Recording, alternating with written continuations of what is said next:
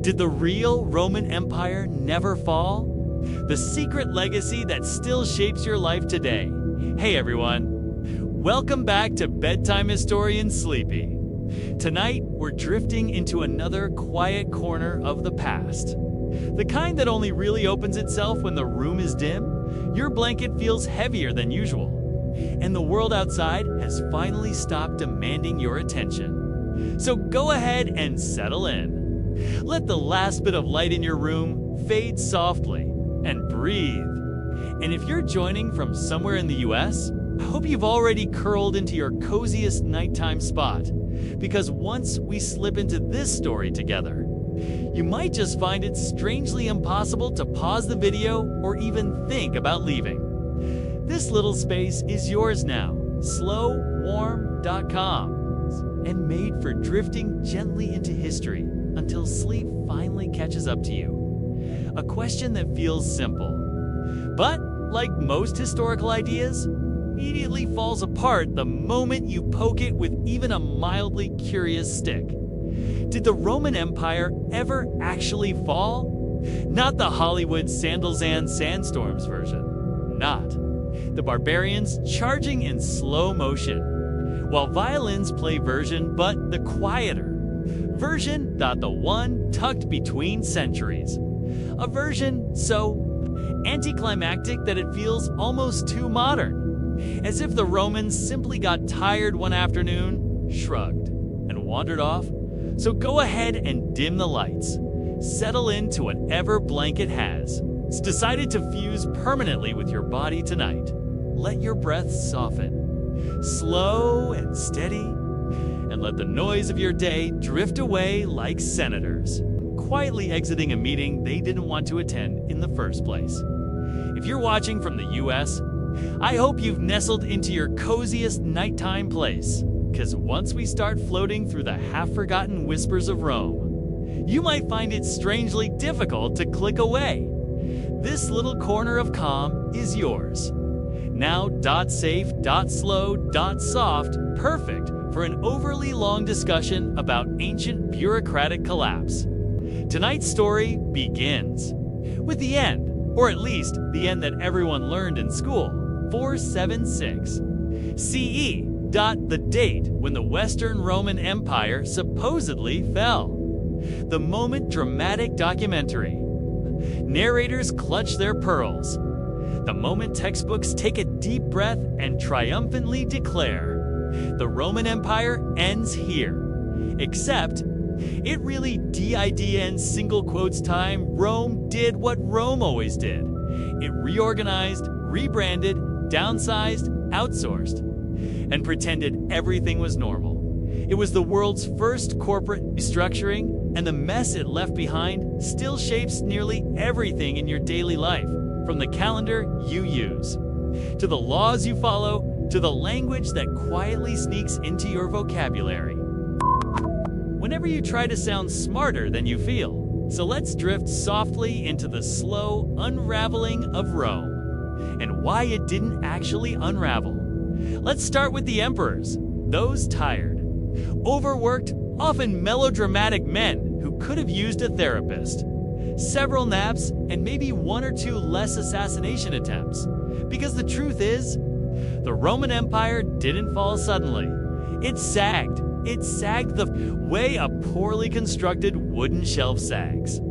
After you shove too many heavy objects on it and hope for the best. A few cracks. A few. Concerning cracks. And eventually, one day, the shelf simply isn't where you left it, but nothing truly disappears. It just relocates.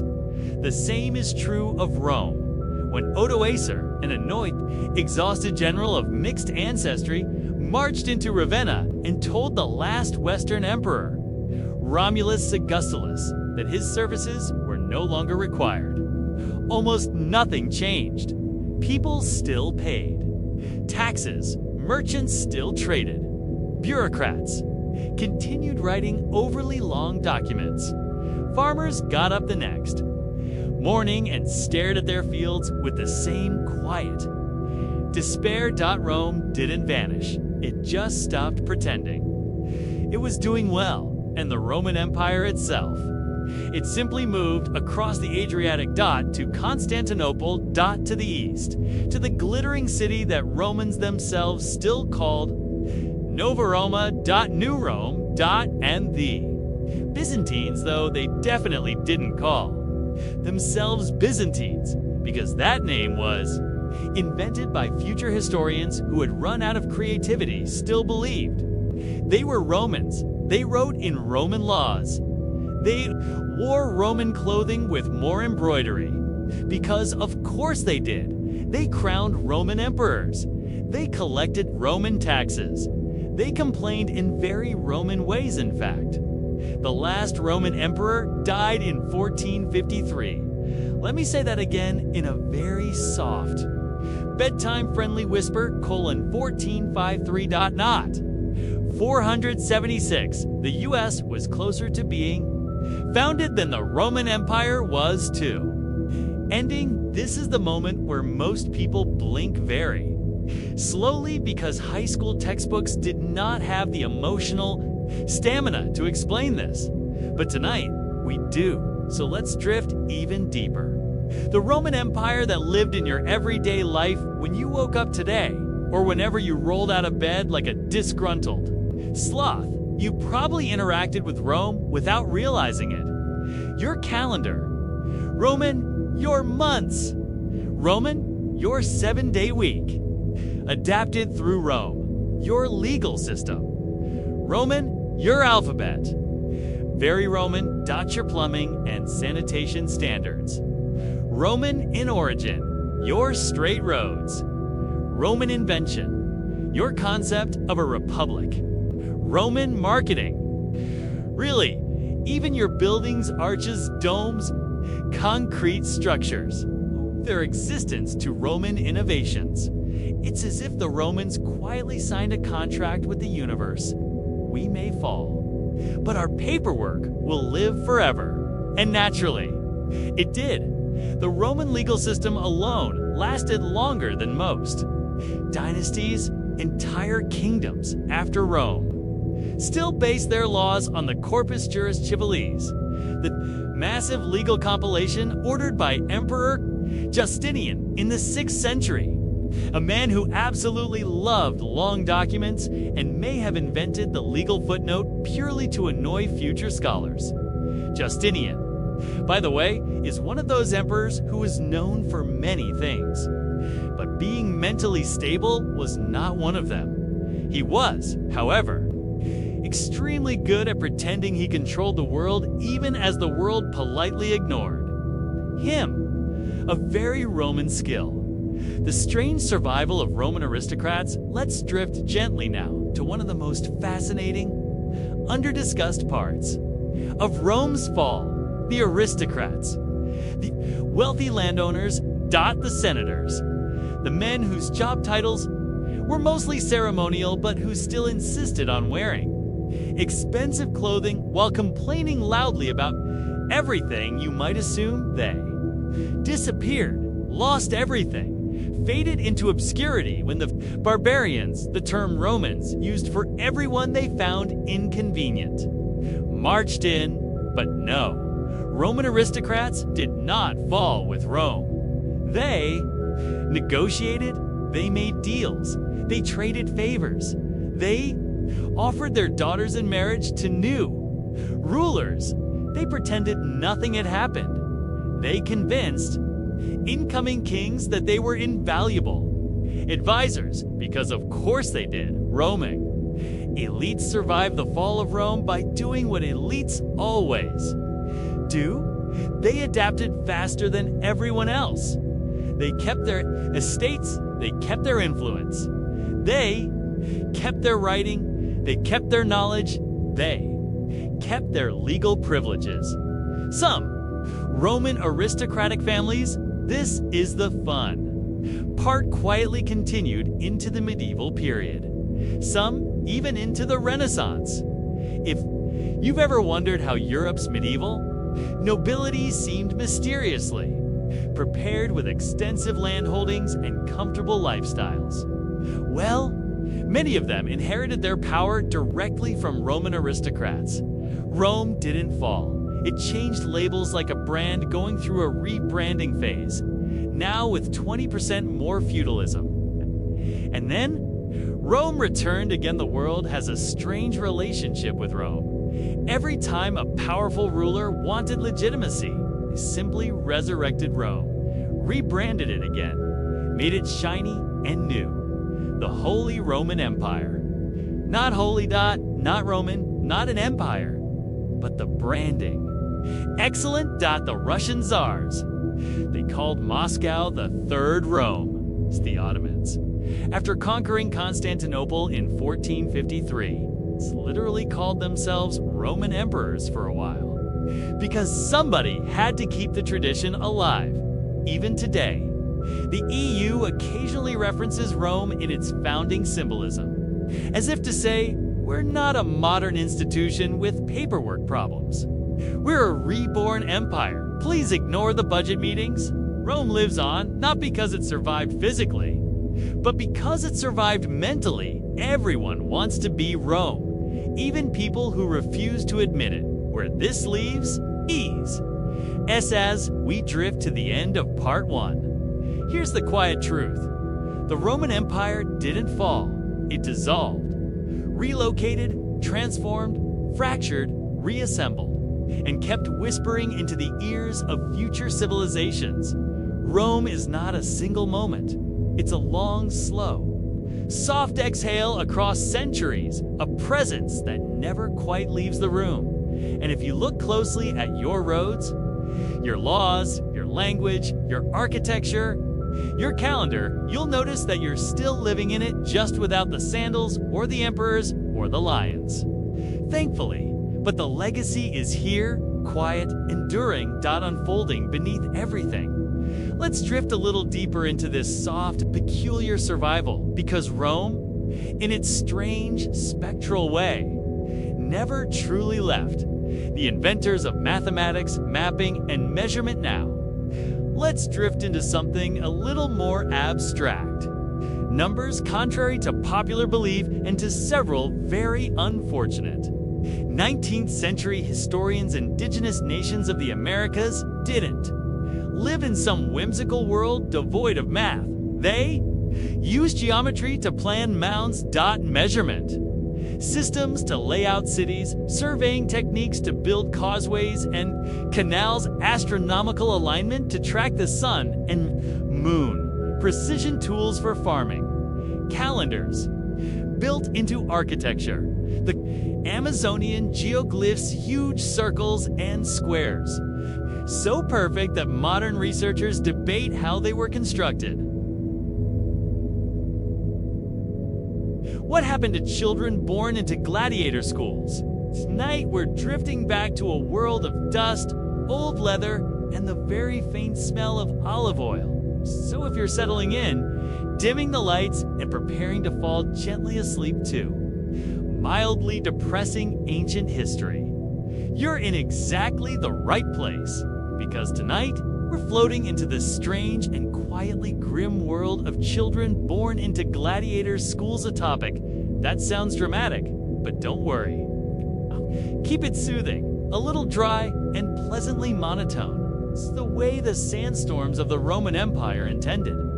So take a slow breath, relax your shoulders, picture a place where the lullaby of childhood wasn't birdsong or soft harps, but the rhythmic thunk of wooden training swords and the occasional irritated grunt of a retired Thracian fighter who had definitely seen too much. Life begins in the Ludiso. Here's a gentle truth to start your evening. Some children didn't just end up around gladiators.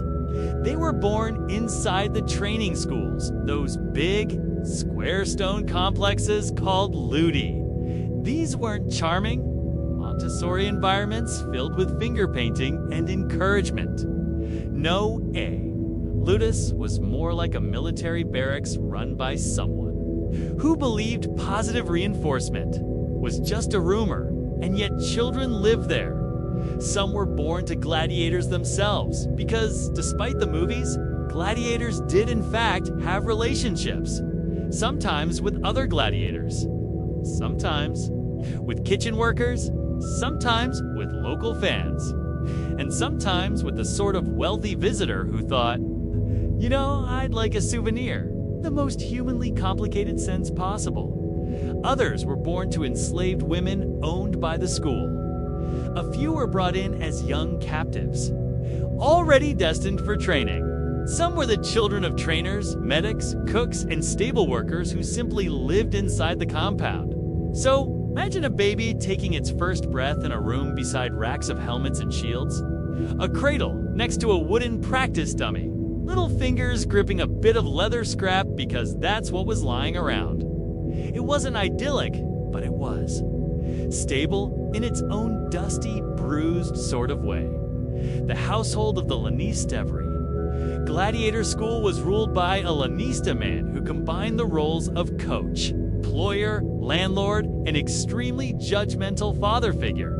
Children growing up under a Lanista lived a strangely structured life. He was the ultimate authority. Their version of the headmaster nobody liked, but everybody feared. And because he owned the gladiators as property, he technically owned the children born to enslaved fighters too. The Lanista might walk through the courtyard, see a toddler wobbling near the training yard, and think, HM potential. A soothing thought to Roman society, the Lanista's household was shady, borderline taboo. Respectable citizens avoided mixing with the Lanista socially partly because gladiators were associated with low honor. And partly because Lanistas were involved in buying and selling humans, which polite society claimed to dislike, while enthusiastically funding it. So children in the Ludus lived a life of contradictions. They were inside a busy professional environment, but socially isolated, surrounded by adults, but rarely by people with the time, more freedom to provide steady parenting. Not quite slaves. It's not quite free. Not quite outsiders. It's not quite citizens. Just there, growing up between spear racks, daily life for a child lets drift through a typical day. The sun rises, or more accurately, the yelling begins. A senior trainer, often a retired gladiator who had precisely 0 patience left in the emotional tank, starts barking orders at the fighters. Children wake up to the sound of grown men reluctantly jogging in circles. A peaceful start. Breakfast is usually barley porridge, maybe bread if the school is doing well. Children ate with the enslaved workers in the kitchen, or with their mothers if their mothers worked nearby. They weren't treated like future warriors from day one. Toddlers were. Toddlers, loud, sticky, curious, immune to social cues. Wandered between training sessions. They poked gladiators' armor. They stole scraps of food when nobody was looking. They climbed things that definitely weren't meant to be climbed. The adult gladiators, for their part, responded with a mix of amusement, mild annoyance, and the resigned affection of men who've been hit in the head too many times to stay. Grumpy, some would teach the kids little tricks how to catch a ball, how to balance on a plank, how not to get trampled by a Gaul with poor peripheral vision. Others ignored them completely, on the understandable grounds of being exhausted. And then, gradually, the child's world shifted. Children of gladiators. Expectations and fate if a child's father was a gladiator. People noticed. Sometimes the father was proud. He'd show off a scar and say something like, "One day, you'll have your own absolutely terrible life decisions to display," in a loving, paternal way. Sometimes the father wanted the opposite, praying, quietly, that his son or daughter wouldn't inherit the profession, but the Lanista always had an opinion. And his opinion mattered more than paternal sentiment. If the child was legally enslaved, the Lanista could choose their path. If the child was freeborn, rare. but possible he still had influence because opportunities outside the ludus didn't fall from the sky, so most children with gladiator fathers were gently steered toward one of three futures. One, apprentice. Gladiator, this was common for boys born enslaved. Around age 6 or 7, they'd start basic training. Running drills, balancing exercises, wooden sword practice. How to avoid getting bonked unconscious, they didn't fight yet. No Roman insurance company would cover that, but they learned discipline, which is Latin for getting yelled at a lot. 2, labor roles inside the school. Some became stable boys, kitchen assistants, armor polishers, water carriers, junior medical helpers. These positions kept the child in the ludus but away from the arena. 3, quietly sold or rented out. This part is less soothing, but historically accurate.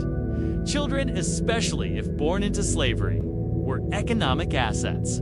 Some were sold to households. Some became field laborers. Some were rented out, too. Workshops, they weren't disposable. But they weren't protected either. The Lanistas' choices were practical, not emotional. If a child looked weak, sickly, or simply uninterested in physically demanding work, they were considered more useful elsewhere. Friendships and family in the training yard. One surprisingly tender part of Luda's life is the emotional bonds that formed between the children and the adult fighters. Many gladiators were uprooted from their homelands. They had no family left, no one waiting for them outside the walls. So a baby in the school crying, chewing on a sandal strap, pulling someone's hair reminded them of before captivity, before debts, before war. Some gladiators unofficially adopted children, becoming protective figures. They teach them songs from their homeland, carve them little wooden animals, tell stories that may or may not have been historically accurate. These relationships were fragile but real, especially because gladiators died frequently. A child might grow attached to a fighter, only for him to vanish after a bad day in the arena. And the adults wouldn't explain it gently. They'd just move on. Because there was no other choice, children learned early that life was short, unpredictable, and full of sudden absences, which is a very soothing bedtime lesson. Education, in a loose sense of the word, formal schooling wasn't standard. Children in gladiator schools learned what was around them. Hand-to-hand skills, basic medical techniques, mostly involving wine and guesswork, how to care for armor and weapons, how to run errands without annoying anyone important. Latin, someone bothered to teach them, and every swear.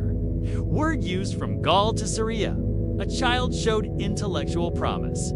Sometimes the Lanista invested in teaching them literacy so they could handle school records one day. A literate enslaved child was a valuable asset, but most learned through observation, absorbing the rhythms of training, the cadence of commands, the unspoken rules of survival. Their education was practical, physical, and shaped by the constant proximity to risk. The children who became fighters led drift toward the children who did become gladiators. A boy raised in the school might begin serious training around age 12. Earlier, if the Lanista was impatient. Later, if the child was still growing into his limbs, he'd be assigned a fighting style. Perhaps Murmillo with a heavy rectangular shield, Threx with a curved blade and a helmet shaped like someone with creative opinions about birds. Rescurius, the net-tan trident fighter ideal for the lanky, quick-footed child who could dodge chores. A girl born into the school might also be trained. Female gladiators existed, rare, exotic, and often used for spectacle. Their bouts were less common and more theatrical, which is a polite way of saying Romans enjoyed the novelty. Training was intense, repetitive, and extremely structured. The children knew every corner of the yard already. They knew which stone walls were rough enough to scrape a shoulder. They knew which trainers had restless moods. They knew which sand patches hid pebbles that loved bruising toes. They belonged to the place, and the place shaped them. The emotional landscape children in gladiator schools adapted to. Constant noise, constant movement, constant risk. Constant rules and an emotional environment that felt strangely calm on the surface but had tension, woven underneath like thread in a tunic. Quiet triumphs and hidden lives, navigating decades beyond accusation. You're still awake. Adjust your pillow, let your shoulders sink into the mattress, and take a slow, steady breath. Tonight, we'll continue our slow wander through the decades-long lives of women accused of witchcraft who were not executed. We'll drift from the immediate aftermath of accusation into the quieter, subtler ways they lived, worked, and survived by the time many of these women reached their 30s. Their lives were fully shaped by the experience of accusation. Early fear had been replaced by strategies of endurance. Daily routines were carefully structured, not merely for comfort, but as shields against gossip and renewed suspicion. Some women lived in relative isolation, in cottages far from the main village, cultivating gardens, weaving, and tending livestock. These activities provided both sustenance and the illusion of harmlessness. Every well-tended garden, every neatly stacked firewood pile, every carefully swept threshold was a subtle declaration. I am ordinary. I am safe. Observe, but fear nothing. Others learned the art of social camouflage. They moved in public spaces with carefully measured gestures, smiled only at appropriate moments, and kept conversations brief and neutral. They became connoisseurs of neutrality, of words that pleased no one and threatened no one. The village square was a theater, and they were performers playing the longest running, quietest role of their lives. Friendship, when allowed, was carefully curated. Women who had survived accusations often formed alliances with neighbors who were similarly cautious, widowed, or marginalized. Trust was a currency to be spent sparingly. Sharing news, trading small items, or helping in secret created a private world within the public sphere, a subtle network that was invisible to the majority. These bonds offered warmth, counsel, and occasional joy, but always existed under the shadow of potential scrutiny. Some women became teachers of sorts, especially in domestic or herbal knowledge. They passed down remedies, methods of preservation, or subtleties of etiquette. Their instruction was not merely practical, it was tactical, teaching the young how to navigate social expectations, to remain calm under suspicion, or to disguise small talents became a subtle form of influence and survival. The children they mentored often grew up knowing the world's quiet rules before ever needing to encounter them directly. The domestic sphere was, unsurprisingly, central. Cooking, cleaning, spinning, and weaving occupied hours each day. But each act was layered with meaning. A meal prepared with care became evidence of good character. Clothing repaired or created with precision spoke of diligence and reliability. Even minor failures, a burnt loaf, a crooked hem, had to be managed discreetly, often with excuses framed in humility or piety.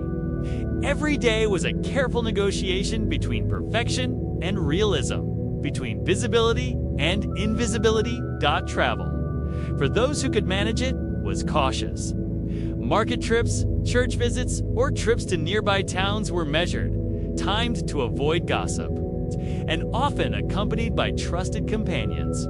Some women made strategic pilgrimages, using religious devotion as a socially acceptable reason for absence. Pilgrimages offered not only spiritual fulfillment, but a rare sense of autonomy. A temporary escape from the weight of local suspicion. Religion continued to play a complex role. Public devotion was crucial, a protective measure, but many women internalized practices in ways deeply personal. Prayer, meditation, small rituals provided both solace and a sense of control in a world where control had been taken from them abruptly. For some, the act of lighting candles, arranging altar flowers, or participating in the Mass became quietly subversive, ways to reclaim agency while outwardly conforming to expected behavior. There were, of course, women whose lives remained marked by persistent hostility. Gossip never fully disappeared. Some villages never forgave, and suspicion lingered across decades. These women were constantly alert, reading the body language of neighbors, watching for subtle signs of renewed accusation, and carefully managing interactions with magistrates, clergy, and tradespeople. They became adept at reading motives, detecting lies, and predicting consequences. The life of vigilance became second nature, almost invisible in its subtlety. Yet, not all survived quietly. Some found ways to flourish socially and economically. Crafting and trade provided opportunities to earn respect. Those skilled in textiles, brewing, or herbal remedies often found that practical contributions outweighed lingering fear. They could gain the cautious admiration of others, though never entirely shedding the stigma of past accusation. In these cases, survival was not merely endurance, it was adaptation and a quiet accumulation of influence. Long-term, women who survived accusations often became living repositories of experience. Their memories of suspicion, scrutiny, and subtle negotiation were lessons in human behavior, social dynamics, and power. Some chronicled their knowledge, writing notes or diaries that recorded remedies, events, and the peculiarities of human nature. Others passed it orally, through stories, cautionary tales, or whispered advice to those coming after them. In their quiet persistence, they became unofficial historians of their own worlds. Friendship and family ties, when preserved, were precious. Women sometimes remarried, often cautiously, sometimes choosing partners who were older, widowed, or similarly marginalized. Marriage was never entirely safe, but it offered companionship, protection, and a measure of social legitimacy. Children were raised with a combination of care, subtle social education, and strategic guidance preparing them for the nuances of community life and potential scrutiny. As age advanced, the women developed further strategies for peace. Quiet influence replaced overt engagement. Their counsel was sought in minor disputes. Their presence at markets or religious festivals became a symbol of stability rather than danger. And finally, when decades had passed, the earlier shadow of accusation often faded, leaving only the memory of a life navigated with remarkable subtlety and intelligence. Even in death, these women left traces. Their gardens might persist, recipes recorded, manuscripts annotated. Oral traditions preserved their names and deeds, sometimes under euphemism, sometimes with grudging respect.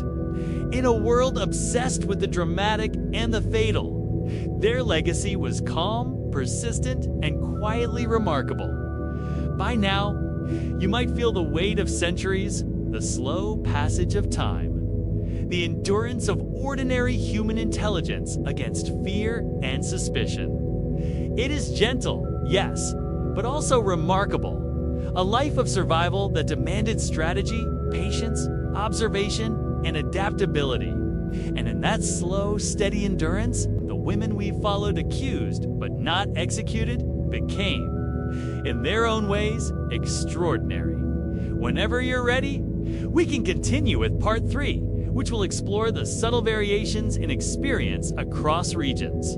The role of legal authorities. In the final chapters of these women's lives, how survival sometimes translated into influence, and sometimes into quiet, solitary wisdom. We should drift now toward a slightly stranger topic. The socialization problem, because living your whole childhood in a monastery doesn't exactly prepare you. For social interactions, monks were courteous, formal, and often deeply introverted. Children raised among them learned to be polite, very polite, almost unnervingly polite. When an oblate met a person from the outside world for the first time, the experience was often bewildering. Secular people laughed loudly. They spoke casually. They made jokes involving animals and bodily functions. They talked about money. They had opinions. Oblates, raised in the monastery's quiet bubble, found this. A lot, some withdrew, some stared quietly like confused owls. Some attempted small talk and ended up discussing the weather in Latin, which almost never helped. It wasn't that they were incapable of social interaction. They were simply calibrated to a world where emotional expression came in subtle doses and where no one ever talked about the price of cheese. Their adult relationships reflected this. Monks were close to one another, deeply loyal, emotionally intertwined in a quiet, steady way, but their emotional world was narrow, focused inward, bound by the walls that had shaped them since childhood. Finally, let's float to the end of these monastic lives, because monks raised as oblates grew old in the same place they grew up. They aged slowly. Wrapped in the rhythms of the cloister, their hair thinned around the tonsure, something that happened to monks and normal people alike. But monks could pretend it was aesthetic. Their hands grew, stiff from years of writing or gardening. There. Voices softened from decades of chanting, and they died. Quietly, not tragically, not dramatically, just gently, surrounded by the brothers who had known them since. Childhood buried in the cloister earth, remembered as part of a broken chain of monastic life. Because next, we'll explore how these cloister-raised children behaved as adults at childhood behind stone walls, a life behind them. Some into administrators. Thanks for drifting through history with me here on Bedtime Historian Sleepy. If you'd like more calm, strange, and comforting stories from the past, don't forget to like the video, leave a comment, and subscribe for our next quiet journey. And if you know someone who'd enjoy learning while winding down for the night, feel free to share this with them. Sleep well, and I'll see you in the next story.